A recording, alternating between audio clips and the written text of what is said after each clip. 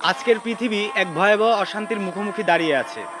Iran ইসরায়েলের এই দুঃসাহসী সংঘাত আসলে শুধু দুই দেশের যুদ্ধ নয়, এটা ধীরে ধীরে গোটা দুনিয়াকে দুই ভাগে টেনে নিচ্ছে।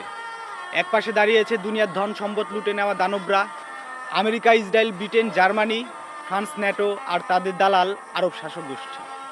আরেক পাশে দাঁড়িয়েছে ইরান, চীন, রাশিয়া, পাকিস্তান, তুরস্ক, হিজবুল্লাহ, হামাস, হুতি, যারা দাঁতে দাঁত চেপে প্রতিরোধ গড়ে তুলছে। এই যুদ্ধ শুরু হলে সেটা কেবল রণক্ষেত্রে সীমাবদ্ধ থাকবে না, এর ভয়াবহতা ছড়িয়ে পড়বে চারিদিকের আকাশে।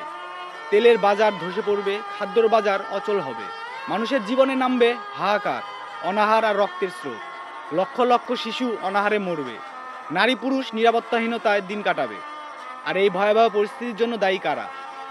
দায়ী সেই আরব শাসকরা যারা মুসলিম জাতির লাশের ওপর দাঁড়িয়ে আজ পশ্চিমাদের পা চাটছে, যারা নিজেদের স্বার্থে নীরব থেকে গেছে ফিলিস্তিনের রক্তের স্রোতের সামনে, যারা মসজিদে আকসার আর্তনাদ শুনেও ঘুমিয়ে আছে বিলাসবহুল প্রাসাদে। ইরানের পেছনে দাঁড়িয়ে আছে যারা, তারাও জানে এ যুদ্ধ শুধু শক্তির নয়, এটা আদর্শের, এটা অস্তিত্বের লড়াই। ইহুদি, নাসারা আর তাদের দালালদের সামনে মাথা নত করা নয়, বরং শেষ রক্তবিন্দু পর্যন্ত লড়াই করার সংকল্প। এটাই সেই সময় যাকে হয়তো সেই জামানার বড় ফিতনা বলা যায়। হয়তো এ থেকেই সেই মহাযুদ্ধের আগুন জ্বলবে যা পৃথিবীর মানচিত্র বদলে দেবে। আর যদি সেটা ঘটে, তবে এই দুনিয়ার কোনো বিলাসবহুল প্রাসাদ, কোনো বাজার, কোনো বন্দর আর নিরাপদ থাকবে না।